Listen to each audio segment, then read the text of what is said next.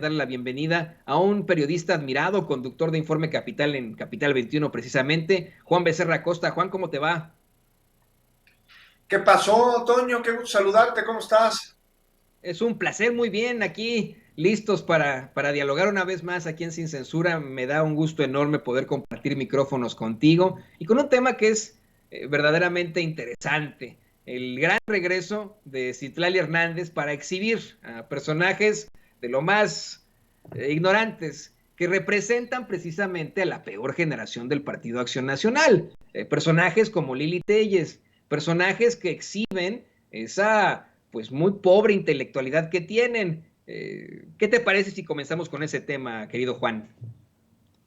Pues ya decíamos, Toño, la semana pasada aquí que vivimos tiempos de enormes, de grandes definiciones en México, y esto lo vimos durante las discusiones en el legislativo, ¿no? De domingo, de lunes, del día de ayer, quedando pues más que claro que nuestro país tiene dos posturas que están absolutamente encontradas, Toño. Una, que bajo el sentido de una ley eléctrica deja ver a sus protagonistas, por un lado, el pueblo, porque ha sido protagonista aquí, y un pueblo que por primera vez se sabe escuchado por un gobierno, uno que eligió y que le está respondiendo, y por el otro lado vemos a aquellos que pues no entienden al pueblo porque les vale, porque no lo conocen, porque no tienen menor interés de conocerlo, porque sus intereses son otros, son particulares, y en esa particularidad pues están ahí privados y extranjeros ajenos al bien común, apegados a privilegios de pocos sin importar su costo a los más, ni a la nación, ni ellos mismos a la larga, porque la reforma eléctrica convenía a todo el mundo a la larga. Digo, no le convenía a lo corto a los legisladores que ellos ahí sentados con cabilderos, pues seguramente porque les dejarían de recibir millones de pesos, ni tampoco a Margarita Zavala, porque ya vimos los millones que entraron de Iberdrola a su casa, pero a sus nietos, a sus bisnietos y a sus tataranietos les hubiera convenido muchísimo más. Pero bueno, vimos entonces cómo Toño, una minoría ganó a una mayoría que no alcanzó a ser calificada. Y es una minoría representada por muchos diputados que a su vez pues se representan a sí mismos, no al pueblo. Y en este sentido se alían por conveniencia personal con cabilderos que a su vez son operadores de empresas voraces y de gobiernos que siguen viendo a México como un lugar que pueden saquear, pues porque eso han estado acostumbrados. Y también vimos, Toño, a un presidente que, caray, es un animal político que construyó desde hace meses un escenario en el que cualquiera que fuera el resultado ganaba de una manera u otra. Y no hay duda, o sea, por supuesto que el triunfo de la aprobación de la reforma eléctrica, pues, era algo que se esperaba, pero el presidente no dejó todos los huevos en esa canasta, sabiendo de los intereses y de las resistencias que existen por parte de poderes fácticos a que nuestro país tenga soberanía energética, autosuficiencia y con ello pues dejar de recibir enormes ganancias en el corto plazo ahí para los diputados de oposición y para estas empresas que tienen largos tentáculos. Pero entonces, Toño, rápidamente, ¿qué se hizo? Mira, se discutió esta reforma, se creó un parlamento abierto, que se transmitió todos los días con muchos foros en los cuales los argumentos, por llamarlos así, de los opositores a la reforma fueron una y otra y otra y otra vez contestados y evidenciados como inexactitudes, como falacias, como interpretaciones sesgadas. Y todo esto ante la postura, ¿no?, de distintos especialistas que dejaron más que claro la conveniencia para todos de la reforma. Y ¿sabes qué? El pueblo escuchó y lo hizo, ¿no? Bajo las consecuencias, además de una reforma peñanietista que encareció el costo de las energías, que entregó los recursos extranjeros y que se dirige, ahí va, a la terrible situación que están viviendo en Europa, por ejemplo, con el alto costo de las energías. Y entonces se dio un movimiento ciudadano a favor de la reforma con el cual quedó claro que los diputados tienen que ser representantes populares y que es al pueblo a quien tienen que escuchar. Y en ese sentido debe ir su voto. Y por primera vez de manera masiva se dio una exigencia a los legisladores para que votaran a favor de un proyecto de nación, no de uno particular, y con movilizaciones que no solo fueron en redes, sino en la calle, en San Lázaro, con marchas, con consignas, se tocó la puerta de los representantes, una que ellos nomás no abrieron, los de oposición, incumplieron con ellos su compromiso. porque no son, insisto, empleados transnacionales, tienen que ser representantes populares.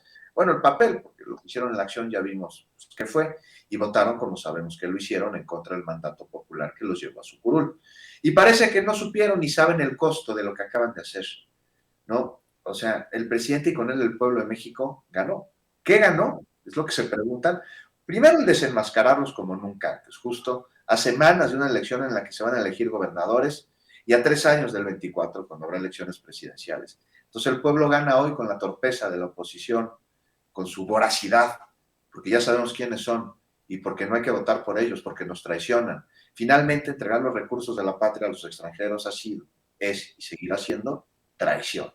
Y mencionabas ahí a la gran Citlali Hernández. Toño, ¿cómo viste su intervención? O sea, yo estaba metiéndole ahí una revisada al guión de Informe Capital en Capital 21 y me detuve. O sea, tuvo de llamar la atención, ¿no? A mí me hizo sentir orgulloso de tener este tipo de representantes, Juan. Yo quiero siempre decir que soy apartidista, que no estoy aquí para defender ni a López Obrador, ni a la Cuarta Transformación, ni a Morena, pero honestamente, de conocer a esa senadora Citlali, me hizo sentir representado, me hizo sentir, pues vamos, orgulloso de una política muy joven, que yo sí considero en algún momento también podría llegar a ser presidenta, y que en todo caso exhibe a los que tienen que ser exhibidos, a esos que no nos representan, Juan. Un personaje político como es Citlali Hernández, con congruencia, que es lo que siento le hace falta muchísimo a los políticos. Es un personaje que se parece a Andrea Chávez en su congruencia, que vamos, pues le pone una verdadera tunda a alguien tan ignorante como Lili Telles y la pone en su lugar. Eso es muy, muy importante. Es lo que hace falta. Vamos, me hizo sentir que ganó el pueblo en esta. Este asalto lo ganó el pueblo. No lo ganó Citlali, no lo ganó Morena, no lo ganó la Cuarta Transformación. Siento que ahí el pueblo le ganó a Lili Telles, querido Juan. Así es, y el pueblo ganó enormemente avanzar en participación ciudadana y en politizarse en favor de los intereses de la nación con toda esta discusión sobre la reforma eléctrica. Oye, pero qué osadía, ¿no? Además de quejarse, esta Lili Telles utiliza el Pleno como set de telenovelas, interpreta muy torpemente el papel de legisladora en una más de sus experiencias histriónicas, ¿no? Y llega la que es, pues siempre sale con el sable desenvainado y ahora se queja de violencia y de ser exhibida. Perdón, pero la violencia, como señala magistralmente ayer Citlali, es de ellos. Y si se sienten exhibidos es porque son traidores. Y no los exhibe un partido, los exhibe y les reclama el legítimo derecho del pueblo de México al hacerles saber a sus legisladores que no están de acuerdo con la función que están desempeñando. Un pueblo que ya está harto, que ya está cansado de abusos y que está como nunca antes despierto para evitar que sigan sucediendo. Y las urnas esto lo van a decir. Y Citlali Hernández, pues yo le extraño en el Senado, ayer tuvimos la oportunidad de entrevistarla, Azul Alzaga y yo, terminando la sesión, nos dio entrevista, y al final le preguntamos qué pasaba. No, ya me dice, ya terminé esta sesión, yo me regreso al partido. Pues la vamos a seguir extrañando como legisladora, a pesar del buen desempeño y contrapeso que pone dentro del partido Morena. Pero hay relevo, dice el presidente, ahí lo estamos viendo. Exactamente, hay relevo, existe eso, me ponen aquí en el chat, querido Juan, ay, Toño, tú siempre dices que no apoyas al presidente. Dije, no, yo no estoy aquí para apoyar al presidente y yo lo he apoyado con muchas cosas, estoy de acuerdo con él en muchísimas cosas, en un 80%, 90%, 100% casi, ¿no? Pero no, lo que quise decir es que estoy aquí para presentarle la noticia tal cual es. Otra cosa sería apoyar, ¿no? No significa que no lo apoye, le apoyo en muchas cosas y, querido Juan, si nos lo permites, le voy a pedir a